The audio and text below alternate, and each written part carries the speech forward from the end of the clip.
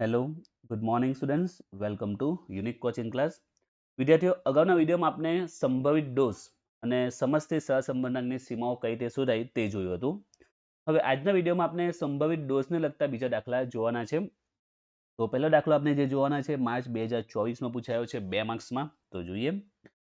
એક દ્વિચલ નિદર્શ માટે r બરાબર 0.8 છે, n 16 છે, તો સહસંબંધાંકનો સંભવિત ડોઝ શોધો. તો આર આપેલો છે, એન આપેલો છે, ફક્ત શું શોધવાનું છે? સંભવિત ડોઝ શોધવાનો છે. એકદમ સિમ્પલ છે, બધું રેડીમેડ આપેલું છે.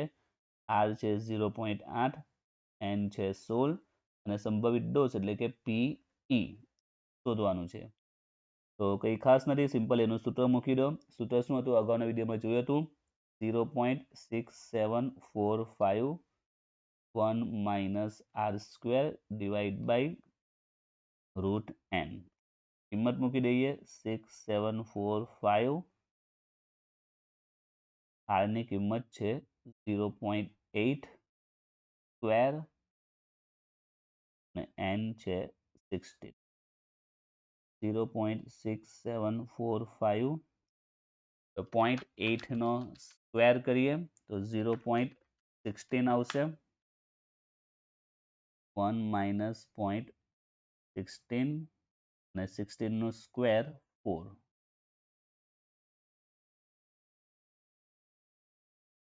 1 - 64.36. તો ફાઇનલ આન્સર 0.06 આવ્યો. ઓકે, તો સિમ્પલ છે, just apply the formula. Okay, જે ફોર્મ્યુલા છે અપ્લાય કરો એટલે આન્સર મળી જશે. કોઈ વધારે ટ્વિસ્ટ પોઈન્ટ નથી. હવે અગાઉના વિડીયોમાં મેં કહ્યું હતું, જ્યારે પણ તમે સંભવિત ડોઝ શોધો તો એને લગતા જે બે નિયમ છે એટલે કે સહસંબંધ છે કે નહીં એ ચેક કરવાના. ઓકે, કયા બે નિયમ હતા તે? પહેલો નિયમ હતો કે આર લેસ ધેન પી હોય તો બંને વચ્ચે કોઈ સહસંબંધ નથી, અને બીજો નિયમ હતો આર ગ્રેટર ધેન 6p હોય તો બંને વચ્ચે સાર્થક સહસંબંધ છે. જ્યારે પણ સંભવિત ડોઝ શોધવાનું પૂછે તમારે આ અર્થઘટન લખી જ દેવાનું. અને યાદ રાખજો કે મોસ્ટ ઓફ બધા દાખલામાં બીજું જ સાચું પડશે, પહેલું મેચ નહીં થશે. બધા દાખલામાં કયું મેચ થશે? બીજું. તમારે ડાયરેક્ટ બીજું ચેક કરી લેવાનું. ઓકે, તો પહેલા આર કેટલો છે આપનો? આર છે 0.8 અને આપનો પી કેટલો આવ્યો છે? એ આવ્યું છે 0.06. તો આપણે પહેલા બીજું છે એ ચેક કરવાનું હંમેશા, કારણ કે એમાં મેચ થઈ જ જશે. આર એક બાજુ લખીશું, એક બાજુ 6p લખીશું.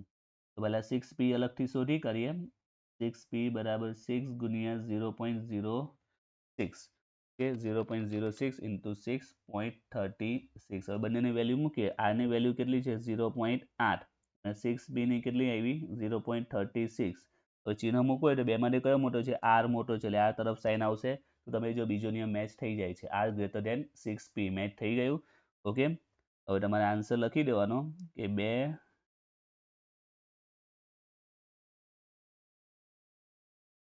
ચલ વચ્ચે સાર્થક સહસંબંધ છે. જ્યાં પણ સંભવિત ડોઝ પૂછે એટલે તમારે સાથે સાથે ગણતરી કરી નાખવાની. થઈ ગયો દાખલો. તો એકદમ સિમ્પલ અને ઇઝી દાખલો હતો. 2 માર્ક્સમાં પૂછેલો હતો માર્ચ 2024માં. હવે બીજો દાખલો જોઈએ જે ઓક્ટોબર 24માં પૂછેલો છે 2 માર્ક્સમાં, થોડું અલગ કરીને. જો દ્વિપક્ષીય નિર્દેશમાંથી લીધેલા સમૂહ માટે સહસંબંધાંક 0.7 છે. સહસંબંધાંક એટલે કે આર આપેલો છે અને તેની સંભવિત ભૂલ 0.085. સંભવિત ભૂલ એટલે શું? એટલે સંભવિત ડોઝ એટલે ભૂલ, એમ 0.085. તો નમૂનાની જોડીની સંખ્યા શોધો. તો તમને ખ્યાલ આવી જ ગયો છે કે શું આપણને શું શોધવાનું છે તે. તો સહસંબંધાંક આપેલો છે એટલે કે આર આપેલો છે 0.7. સંભવિત ભૂલ એટલે કે સંભવિત ડોઝ આપેલો છે એટલે કે પી આપેલું છે 0.085 અને શોધવાનું છે નમૂનાની જોડીની સંખ્યા એટલે કે n શોધવાનું છે. ઓકે, તો બસ આમાં 20 પોઈન્ટ આ જ આવી શકે છે કે તમને પી આપી દે અને કાં તો આર શોધવાનું કહે કાં તો n શોધવાનું કહે. સંભવિત ડોઝમાં આનાથી વધારે કોઈ 20 પોઈન્ટ હોઈ જ નહીં શકે. એટલે સંભવિત ડોઝના જો શોર્ટ દાખલાની વાત કરીએ 3 રીતના શોર્ટ દાખલા આવી શકે. પહેલો દાખલો કયો હશે? જેમાં આર આપેલો હશે, n આપેલો હશે અને કહેશે કે ભાઈ પી શોધો. બીજો ક્વેશ્ચન શું હશે? પી આપેલું હશે, આર આપેલું હશે અને કહેશે કે n શોધો. અને ત્રીજી સિચ્યુએશન પી આપેલું હશે, n આપેલું હશે અને આર શોધો. બરાબર?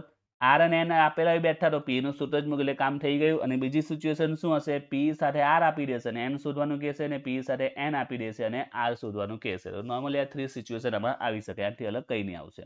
ચલો આમાં એન શોધવાનું કીધું છે, આર શોધવાનો દાખલો પણ આપણે આગળ લઈશું. તો કરવાનું કઈ રીતે, જે એનું સૂત્ર છે બસ સૂત્ર મૂકી દો, એમાં આગળ વધતા આવજો એટલે આઈડિયા આવી જ જશે. 6 7 4 5 1 માઇનસ આર સ્ક્વેર આખાના છેદમાં વર્ગમૂળમાં n. ચલો આગળ વધીએ. તો p ની વેલ્યુ આપેલી છે આપણી પાસે 0.85, આ બાજુ 0.6745, 1 માઇનસ આર, આર ની વેલ્યુ છે આપણી પાસે 0.7 છેદમાં વર્ગમૂળમાં n. ચલો n તો આપણે શોધવાનો છે, તો n ને આપણે આ બાજુ લાવી દઈએ અને 0.085 આ બાજુ છેદમાં આવી જશે, વર્ગમૂળમાં n આખો આ બાજુ, અને જે આ 0.085 છે એ છેદમાં ચાલ્યા જશે. બરાબર. હવે 0.6745 એઝ ઇટ ઇઝ, ને આમાં 0.7 નો વર્ગ કરીએ તો 0.49 અને એને એકમાંથી માઇનસ કરીએ તો 0.51 આવશે. ઓકે, ડાયરેક્ટ લખી દો 51. 0.7 નો વર્ગ કરો અને એકમાંથી માઇનસ કરો તો આવ્યા 0.51. વર્ગમૂળમાં n બરાબર, હવે એને આખું પૂરું સોલ્વ કરો, 0.6745 ગુણ્યા 0.51 ભાગ્યા 0.085 તો આવે છે 4.05 આવે છે. બરાબર, આખું પૂરું સોલ્વ કર્યું આપણે, 45 ગુણ્યા 0.51 ભાગ્યા 0.085 તો 4.05 આવે છે. હવે આપણે તો n શોધવાનો, n તો અહીંયા વર્ગમૂળમાં છે તો વર્ગમૂળ દૂર કરવું પડે, વર્ગમૂળ તમે સામે લઈ જાઓ તો એ શું બની જાય, વર્ગ બની જાય. વર્ગમૂળને સામે બાજુ લઈ જાઓ તો એ શું થઈ જાય, વર્ગ થઈ જાય. તો n બરાબર હવે 4.05 નો તમે વર્ગ કરો તો આવે છે કેટલા, 16.40 આવે છે.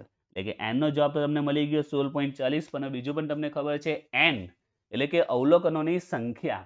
અવલોકનો કેટલા હોય તો 5 હોય, 8 હોય, 15 હોય, 6 હોય. કોઈ દિવસ એવું જોઈએ છે કે 5.8 અવલોકન, 15.2 અવલોકન, અવલોકન કોઈ દિવસ પોઈન્ટમાં નહીં હોય. બરાબર, n કોઈ દિવસ પોઈન્ટમાં પોસિબલ નથી, પણ આમાં પોઈન્ટમાં આવ્યો છે તો આવી શકે છે, કારણ કે અહીંયા બધી રકમ પોઈન્ટમાં છે, r પોઈન્ટમાં છે. બરાબર છે, આ 67.45 એ પોઈન્ટમાં છે, વર્ગમૂળ કરે તો બી પોઈન્ટમાં જઈ શકે, એટલે જવાબમાં ફરક આવી શકે છે. તો તમારે કરવાનું શું, કારણ કે n આ શક્ય નથી તો તમારે શું રાઉન્ડ ઓફ આન્સર લખી દેવાનો, 16.40 રાઉન્ડ ઓફ કરીએ તો કેટલા કહેવાય, 16 કહેવાય. ધારો કે 16.85 આવ્યો હોત તો આપણે કેટલા લખી દઈએ, 17 લખી દેવાનું. ખ્યાલ આવી ગયો. તો n પોઈન્ટમાં આવે તો આપણે n પોઈન્ટમાં પોસિબલ નથી, તમારે રાઉન્ડ ઓફ સંખ્યા લખવાની. 16.40 છે તો n કેટલો હશે, રાઉન્ડ ઓફ કરીએ તો 16 એમ. ક્લિયર? ઓકે, ચલો બીજો એક દાખલો જોઈએ. તો શરૂઆતના બે દાખલા એ તો યુનિવર્સિટીમાં પૂછાઈ ગયા હતા. હવે ત્રીજો દાખલો જોઈએ. એક દ્વિચલ સમસ્તીમાંથી લીધેલા 16 જોડકાના નિર્દેશ પરથી મેળવેલ સહસંબંધાંકનો સંભવિત ડોઝ 0.05396 છે, તો સહસંબંધાંક શોધો. હમણાં કીધું તે રીતે અગાઉ n શોધવાનો હતો, અહીંયા સહસંબંધાંક r શોધવાનો આવ્યો છે. ચલો n છે 16, સંભવિત ડોઝ એટલે કે p આપેલો છે 0.05396 અને r શોધવાનો છે. તો જે સ્ટેપ હતા એ સ્ટેપ જ ફોલો કરીએ, સૂત્ર મૂકી દે, એમાં કિંમત મૂકી દે એટલે આન્સર મળી જશે. 6745 1 માઇનસ r સ્ક્વેર છેદમાં વર્ગમૂળમાં n. p ની કિંમત 0.05396, 6745 1 માઇનસ r સ્ક્વેર, r નથી, n છે આપણી પાસે, n કેટલો છે, 16 છે. ચલો 16 છે એનું વર્ગમૂળ કાઢી નાખીએ, બાકીનું અત્યારે એઝ ઇટ ઇઝ રહેવા દઈએ. 16 નું વર્ગમૂળ 4. હવે જો આપણે r શોધવાનો છે તો r ને એઝ ઇટ ઇઝ અહીંયા રહેવા દેવો, આ 67 45 4 બંનેને સામે બાજુ લઈ જાઓ. ઓકે, તો ચલો 4 કા જશે, ગુણાકારમાં જશે, અને 67 45 એ ભાગાકારમાં જશે.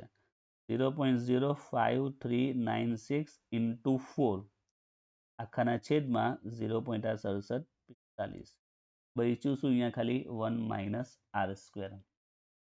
હવે એને સોલ્વ કરીએ, 0.05396 into 4 divided by 6745 તો આવે છે 0.32. 1 માઇનસ આર સ્ક્વેર. હવે આર સ્ક્વેર મીન્સ કે આર શોધવાનો છે, પણ આર અહીંયા જો માઇનસમાં છે તો એને આ બાજુ લાવી દે, પ્લસમાં થઈ જાય, અને 0.32 એ પ્લસ છે, આ બાજુ માઇનસમાં થઈ જશે. તો આર સ્ક્વેર માઇનસ આ બાજુ પ્લસ થઈ જશે, અને 0.32 પ્લસ છે, આ બાજુ માઇનસ થઈ જશે.